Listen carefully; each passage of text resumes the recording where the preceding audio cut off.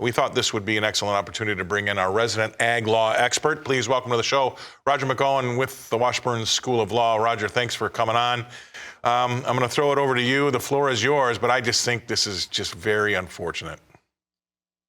It sure is, Scott. And boy, if we look at Justice Kavanaugh's dissenting opinion, he really kind of gave it to the Pork Producers Council by saying, you know, if you plead your case correctly, we might actually be able to hear your case and get you past a motion to dismiss.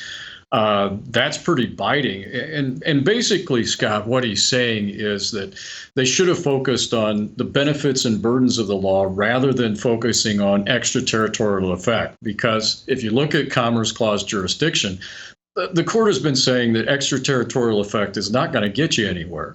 And it's definitely not going to get you anywhere with Gorsuch and Thomas and probably Barrett.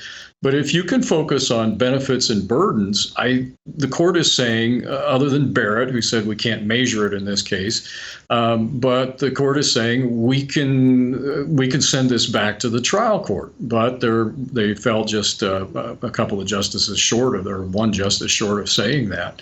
So here we are.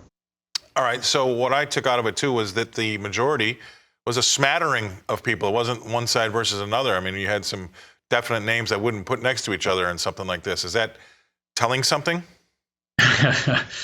Well, in this case, it's telling something. I don't think I've ever seen a mix of justices like this before, and we may never see the mix like this. We had Jackson and Roberts sign on a dissent together, along with Alito. And then you've got some of the more liberal justices in with the plurality opinion that Gorsuch wrote. So, you know, it is a mix mash. But and there were 5 different opinions with just a plurality opinion by Gorsuch that is the controlling opinion here. All right. So for the pork producers out there, or maybe even anybody else that wants to really understand what the knock-on effects of this could be, I said they're going to be broad and wide-ranging. What do you think happens to the pork industry now going forward for the next? I know it's difficult and it's not really a fair question, but gut instinct, next 6-12 months, how does this play out? Well, the pork industry has been transformed over the last 4 to 5 decades, and it's highly vertically integrated. It's more akin to a manufacturing process. And what you have here are California voters. Now the court's saying that California can do this, and largely you get into, I think, an argument where you could make a good case that this is taxation without representation. Yeah. You've got voters in California that enacted a law that their producers don't care about because they virtually don't have any producers of pork in California. And so the extraterritorial effect, which the plaintiffs tried to rely on, is almost 100%. But as I said earlier, the court is not going to entertain that type of an argument. You have to show that the burden on the entire pork industry is huge. And so this could be billions of dollars for the industry to comply to retrofit facilities to come into compliance with California's law. And those costs will get passed down to consumers of pork. Exactly. It'll probably show up in the form of lower wages for those that work in packing plants, or reduced benefits, or even layoffs to workers on hog farms and in those packing plants. So that's kind of the trajectory of where this will go economically.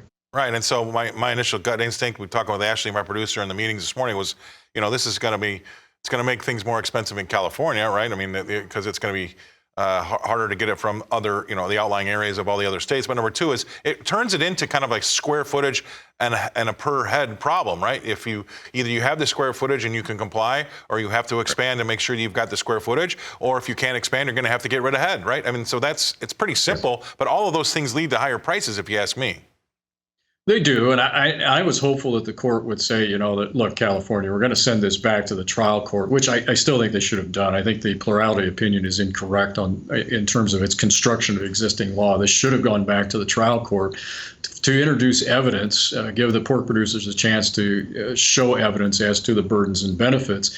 And, you know, one of the things that came up in oral argument, and I was hoping the court might focus on this, and I think it was actually Justice Jackson that mentioned this, said, look, on the burdens of this, why can't California just put a label on pork products that come in from other states and label this, you know, this is produced in a manner that is inhumane. And this is not produced in a manner that's inhumane according to California standards, and let the consumers choose. That would seem to me to be the easy out on this, but that didn't even come up. You know why? Because it's an easy out. That's why, right? Common sense doesn't always prevail. Thank you very much for coming on, Roger. Great stuff. Great way to summarize Roger McEowen. He comes to us from Topeka, Kansas. Sorry.